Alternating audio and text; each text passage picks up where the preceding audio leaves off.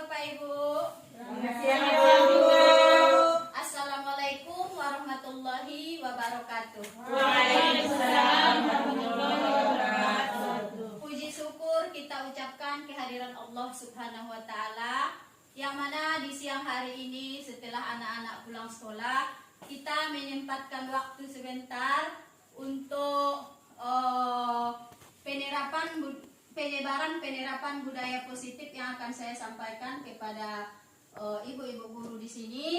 Mudah-mudahan nanti insya Allah dapat kita terapkan dalam kehidupan kita di sekolah.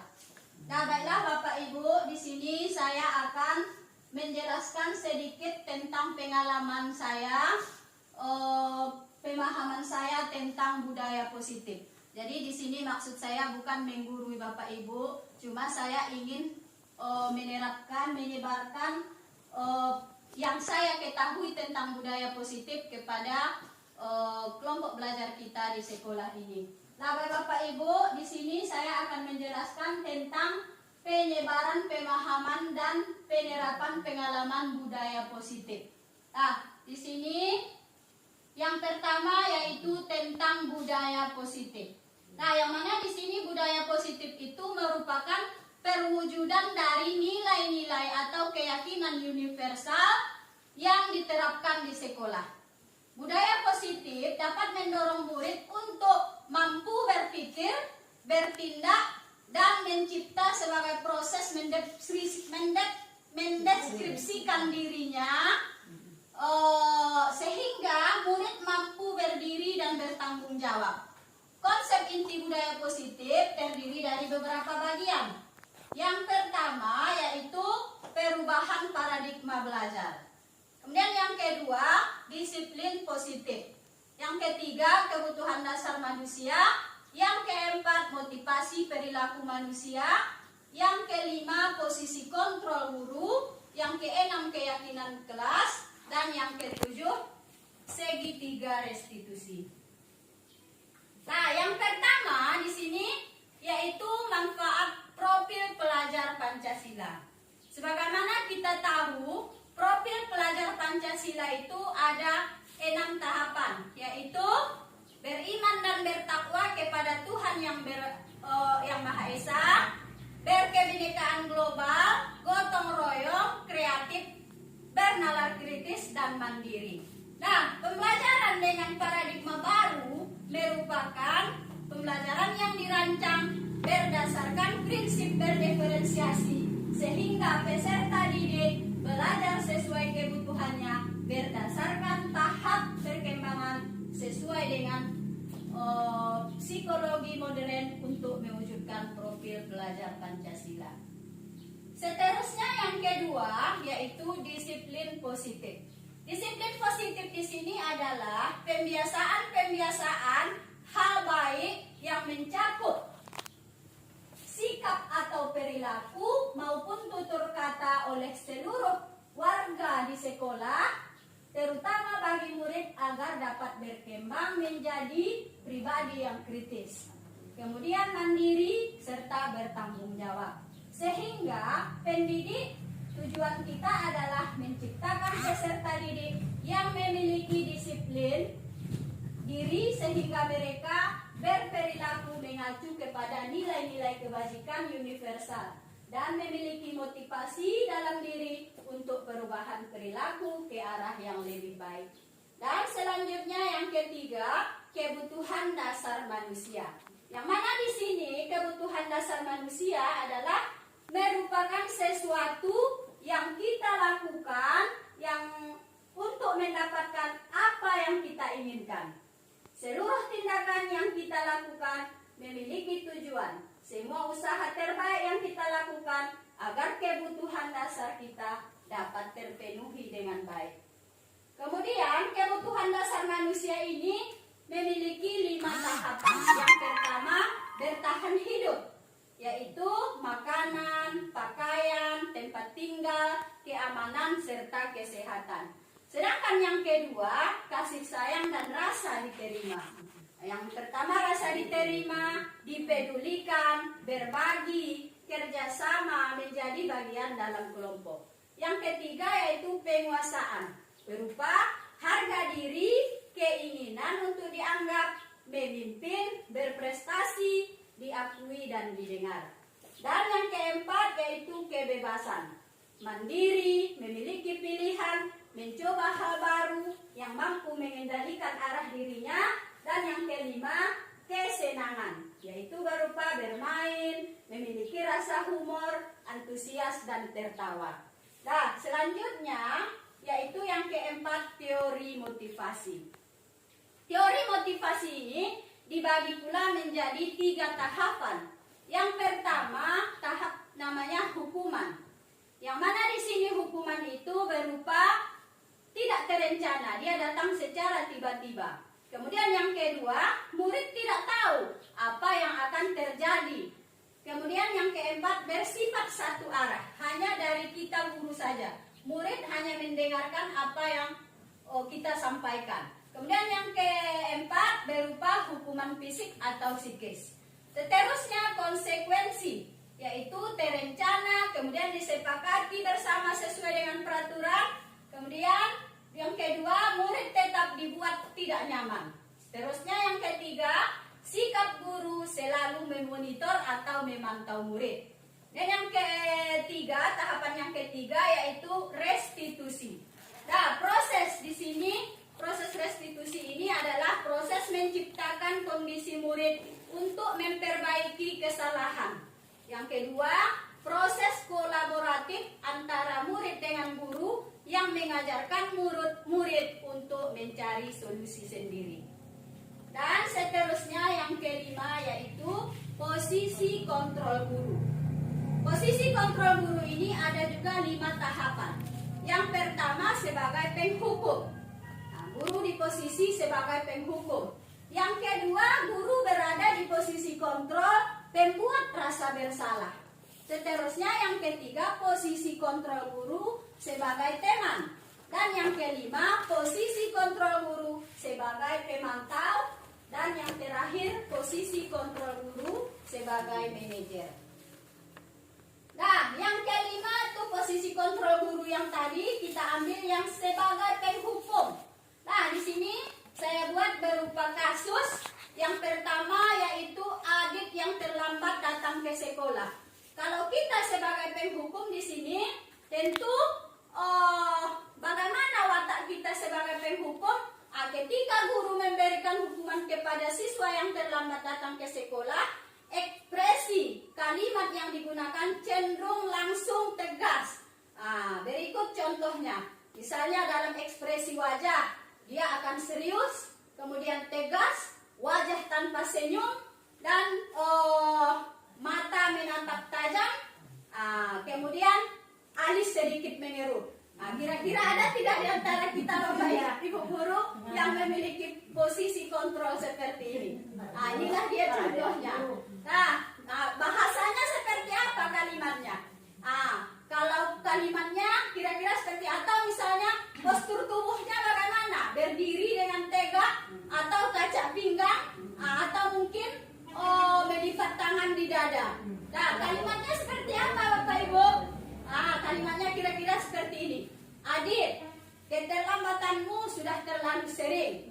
Mulai sekarang setiap kali kamu terlambat, kamu akan diminta membersihkan ruang kelas selama 15 menit. Kemudian kamu tidak akan diizinkan mengikuti pelajaran selama 15 menit pertama.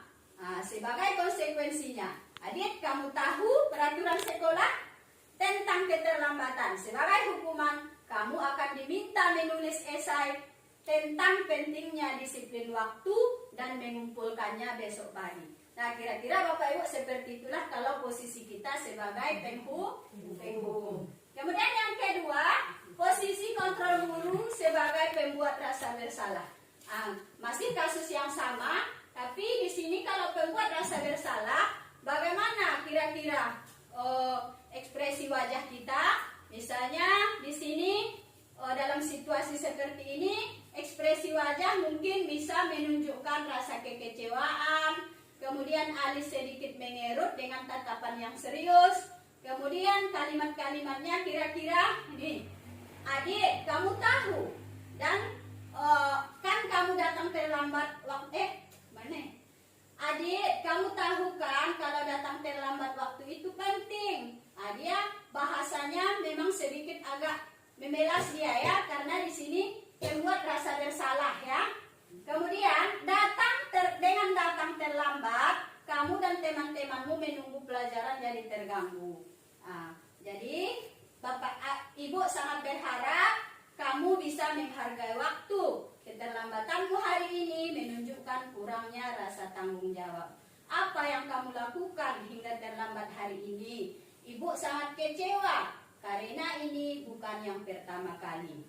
Nah, kemudian adik, apakah kamu sadar dengan datang terlambat, kamu kehilangan banyak informasi penting di awal pembelajaran. Nah, kalimat-kalimat ini dapat menimbulkan perasaan bersalah terhadap anak, tetapi guru harus memastikan bahwa tujuannya adalah untuk meningkatkan kesadaran murid. Nah, dan bukan mempermalukan atau menghukum secara berlebihan. Nah, mungkin di antara kita Bapak Ibu ada juga yang sudah pernah menerapkan posisi kontrol ini ya. Kemudian selanjutnya posisi kontrol yang ketiga yaitu sebagai teman. Nah, posisi kontrol sebagai teman di sini pendekatan guru sebagai teman, guru akan berusaha menciptakan suasana yang lebih ramah, kemudian mendukung ketika menangani siswa yang terlambat. Tujuannya adalah mengajak siswa merefleksi diri dan mengingatkan kesadaran tanpa menciptakan ketegangan. Berikut adalah contoh ekspresi wajah. Ramah, terbuka, senyum kecil dengan tatapan lembut, bagaimana kita sebagai seorang teman kan.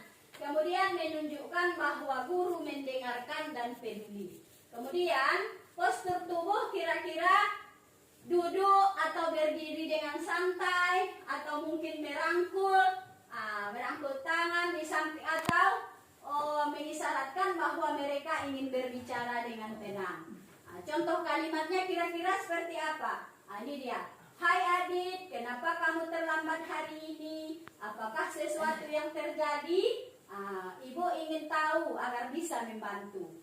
Nah, jadi di sini ibu ingin tahu kamu ketinggalan materi yang penting. Kamu terlambat lagi hari ini ya.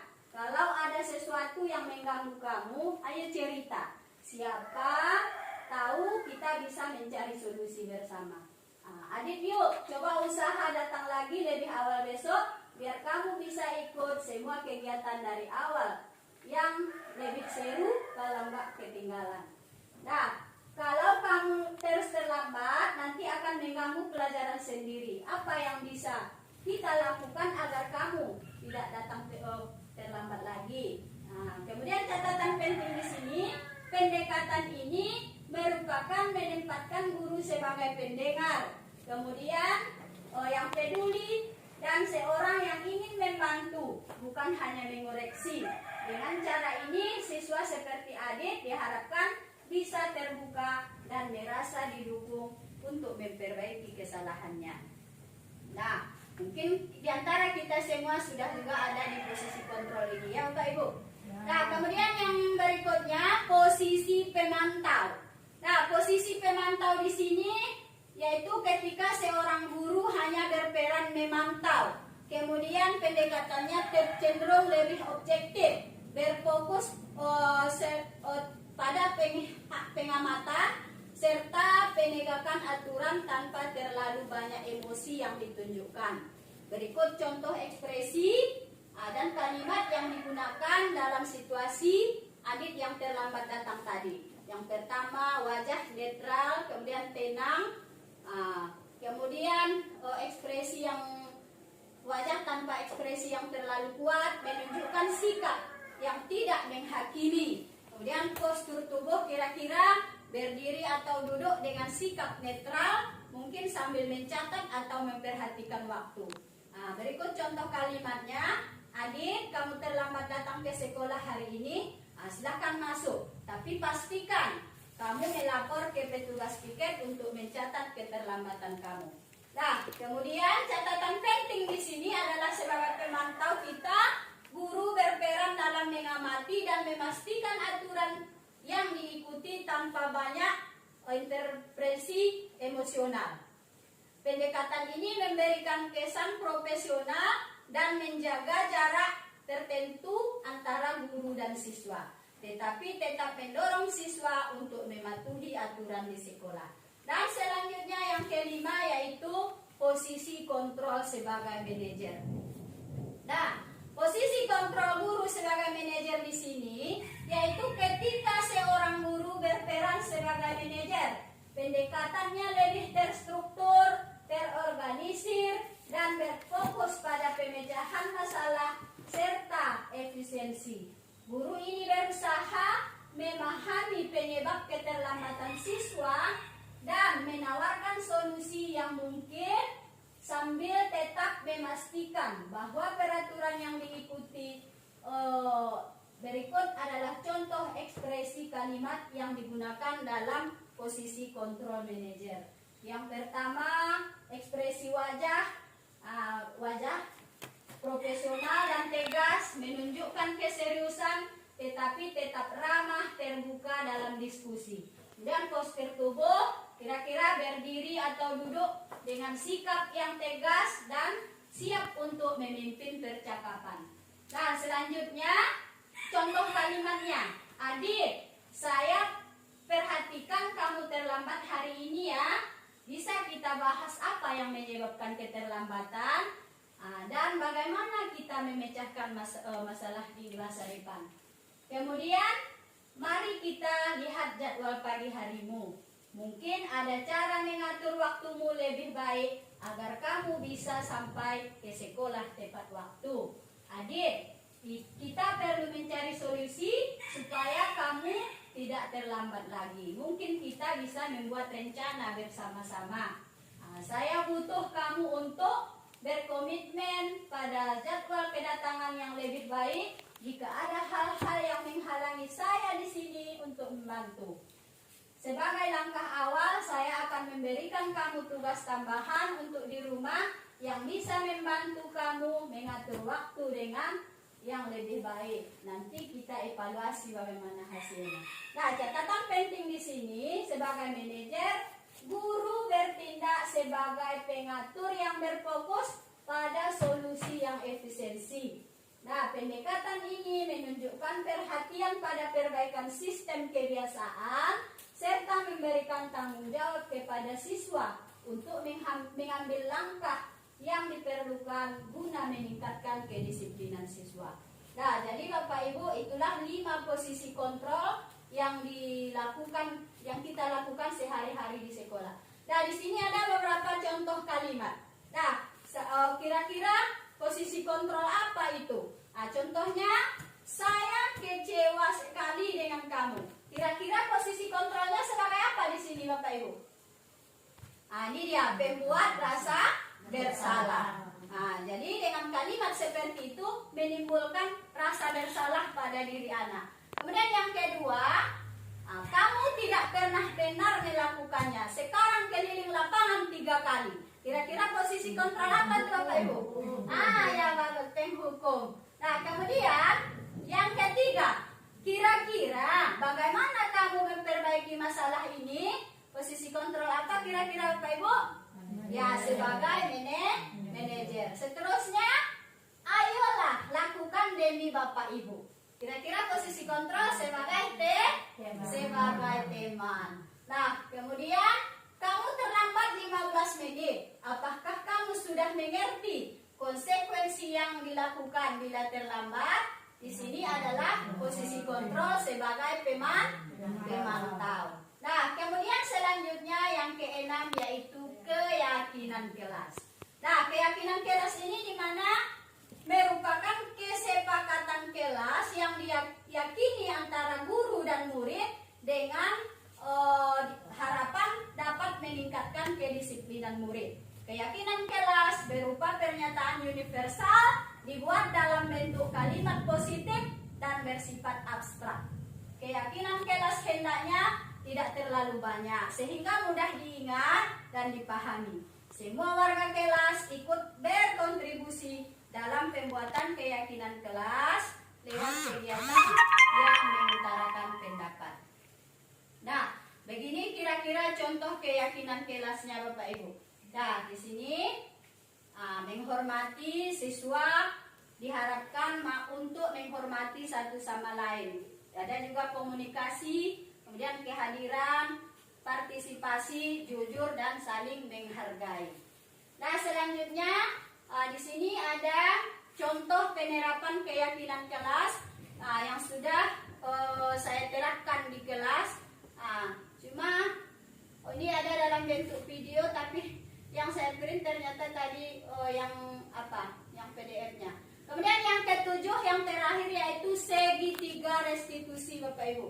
Nah, segitiga restitusi adalah suatu proses dialog yang dijalankan guru atau orang tua agar dapat menghasilkan murid yang mandiri.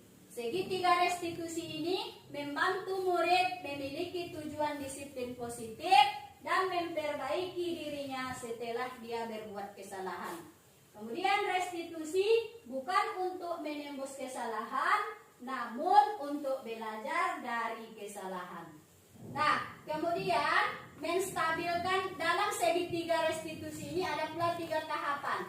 Yang pertama, menstabilkan identitas. Yang mana di sini menstabilkan identitas yaitu berbuat kira-kira kalimatnya seperti ini. Berbuat salah itu manusiawi. Dan yang kedua, tidak ada manusia yang sempurna. Dan yang ketiga, ibu juga pernah melakukan kesalahan seperti itu. Dan yang keempat, ibu tidak tertarik mencari siapa yang salah, tetapi ibu mencari solusi dari permasalahan ini. Dan yang terakhir, kamu berhak merasa begitu. Nah, ini namanya menstabilkan identitas. Nah, kemudian yang kedua dalam tahap restitusi yaitu validasi tindakan yang salah. Nah, yang bagaimana di sini contoh-contoh kalimatnya? Yang pertama, kamu pasti punya alasan mengapa kamu melakukan hal itu. Nah, kalimat yang kedua mungkin, untunglah kamu tidak melakukan yang lebih buruk dari itu. Nah, kemudian yang ketiga, kamu patut bangga pada dirimu sendiri karena kamu telah melindungi sesuatu yang penting buatmu. Nah, kemudian yang tahap terakhir yaitu menanyakan keyakinan. Yang mana di sini kalimat-kalimatnya berupa apa keyakinan kelas kita, nilai-nilai apa yang telah kita sepakati, kemudian seperti apa gambaran yang ideal menurut kamu, dan yang keempat, kamu mau jadi orang seperti apa. Nah, itu adalah tahapan menanyakan keyakinan. Nah, di sini juga kemarin ada saya masukkan contoh penerapan segitiga restitusi dalam bentuk video, tetapi karena saya printnya berupa PDF, jadi dia seperti ini hasilnya lagi Bapak Ibu. Nah, kemudian mungkin demikianlah tahapan-tahapan disiplin positif yang dapat saya sampaikan. Atas waktunya saya ucapkan terima kasih dan saya akhiri dengan wabillahi taufiq wal hidayah. Assalamualaikum warahmatullahi wabarakatuh. Waalaikumsalam.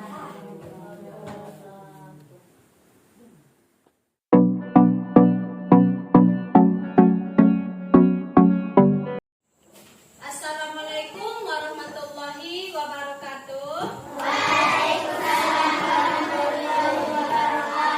Nah, baiklah, hari ini kita akan membuat dulu keyakinan kelas kita. Sebelum itu ibu tanya dulu, kira-kira keyakinan kelas itu apa? Mbak, siapa yang bisa menjawab? Keyakinan kelas itu apa? Dulu juga kita sudah pernah membuat, ya enggak? Setiap awal kita memulai kelas, di semester 1 kita membuat, semester 2 kemarin kita juga sudah membuat keyakinan kelas. Nah, coba siapa kira-kira di antara anak-anak ibu yang tahu apa itu keyakinan kelas? Ya, Alia Hermila, berupa peraturan-peraturan yang kita buat yang disepakati di kelas. Ya, bagus. Berupa keyakinan-keyakinan, peraturan-peraturan yang disepakati oleh guru dan murid di kelas. Nah, ini akan kita buat kita, masing-masing nanti akan Ibu bagikan kertas. Kamu tulis keyakinan kelas masing-masing yang ada di dalam pikiran kita. Semua murid harus terlibat menuliskan kira-kira apa yang perlu kita buat di dalam kelas kita supaya kelas kita menjadi disiplin. Contohnya, nah, misalnya apa? Misalnya kata-kata untuk mendisiplinkan kelas berupa peraturan. Coba, Aisyah. Ya, membuang sampah pada tempatnya. Bagus. Apalagi kira-kira? Ya, Alif. Datang tepat waktu. Bagus. Iki. Melaksanakan piket kelas. Nah, baik, semua itu kamu tuangkan di kertas ini. Tuliskan masing-masing ya. Tuliskan masing-masing satu keyakinan dari setiap anak. Nanti akan kita tempel ke depan. Nanti akan kita tempel ke depan masing-masing keyakinan kamu yang sama nanti akan kita buat menjadi satu. Nah, silakan langsung tuliskan.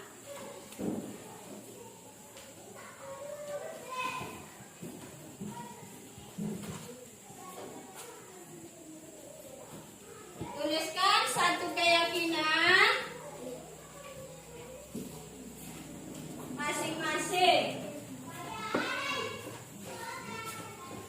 Apa misalnya?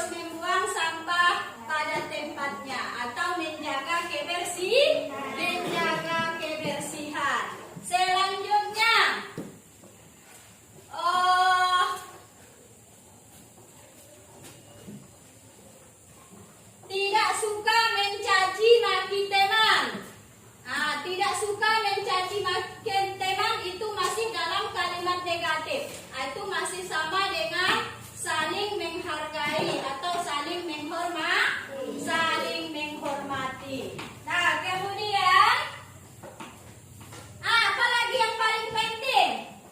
Tidak boleh datang terlambat. Tidak boleh datang terlambat. Cepat datang ke sekolah. Nah, yang ini kita satukan saja. Nah, tidak boleh datang terlambat masih dalam kalimat negatif. Kira-kira apa kalimat positifnya? Mantap. Datang tepat waktu. Jadi, datang tepat waktu. Nah, kemudian masih ada lagi.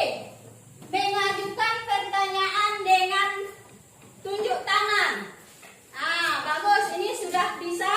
Apabila ingin permisi, ingin menyampaikan pendapat, maka kita mengacungkan tangan. Tidak boleh langsung bicara saja. Bagus. Ini kita pakai. Jadi, kita buat ini menjadi keyakinan kelas yang akan sama-sama kita terapkan di kelas kita. Nah, karena ini adalah kesepakatan kamu dengan guru, ini kesepakatan kita semua, maka nanti ini akan kita terapkan di dalam kelas. Nah, terima kasih semuanya sudah berpartisipasi dalam membuat keyakinan kelas kita. Nah, assalamualaikum warahmatullahi wabarakatuh.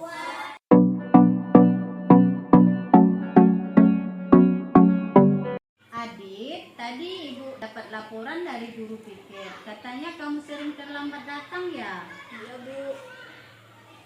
Menurut ingatan kamu, sudah berapa kali kamu datang terlambat? Sudah 5 kali, Bu. Wah, sering terlambat itu suatu kesalahan bukan? Iya, Bu. Baik adik, berbuat kesalahan itu adalah manusiawi. Setiap orang pasti pernah berbuat salah. Yang penting kita bisa belajar dari kesalahan tersebut dan berusaha memperbaikinya. Setuju adik? Setuju, Bu. Nah adik, kita cari solusinya bersama ya. Iya, Bu. Adik sering datang terlambat pasti ada alasannya. Kenapa sih adik sering datang terlambat? Adit sering begadang, Bu, sambil main HP jadi kurang tidur. Oh, begitu ya. Kamu tahu keyakinan kelas yang sudah kita sepakati kan? Tahu, Bu. Kalau terlambat datang ke sekolah, sesuai tidak dengan keyakinan kelas kita? Tidak, Bu. Menurut kamu, keyakinan kelas apa yang sudah kamu langgar, Adit? Disiplin, Bu.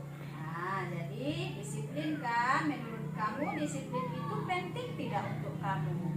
Penting, Bu, karena membuat saya datang ke sekolah tepat waktu dan bisa menghargai waktu. Betul Adit, menghargai waktu itu penting dan sangat bermanfaat untuk kita.